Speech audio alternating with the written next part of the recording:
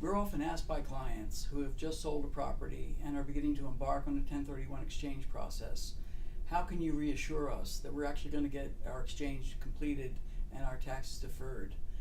One of the ways we do it is by sharing with them that there is a beginning, a middle, and an end to this process, and that we have been trained from day one, going back 15 years ago, of having very high performance standards that are really dictated by the 30 to 45 days to identify the property and then the closing period of time.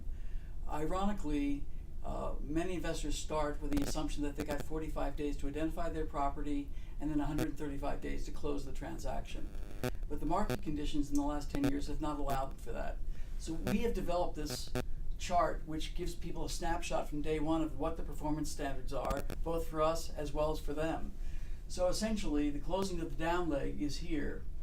And in terms of the beginning, middle, and end, we've talked in the past about our 10-10-10 platform. Very simply put, in the first 10 days, we identify what the criteria is, and we go to the marketplace to identify specific properties to develop a short list.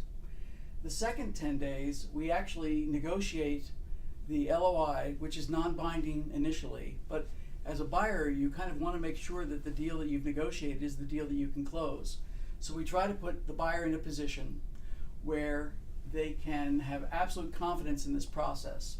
So as you can see through this process, we work our way through, we execute roughly 10 days after the LOI is drafted and signed.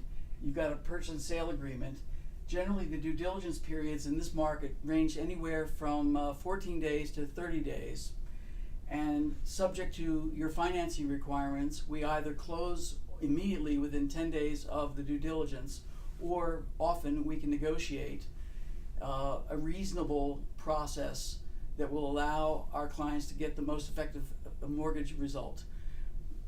In order to do that, we have terrific mortgage sources that we go reach out to from day one. So even when we're at the letter of intent phase, we actually know exactly where we're going.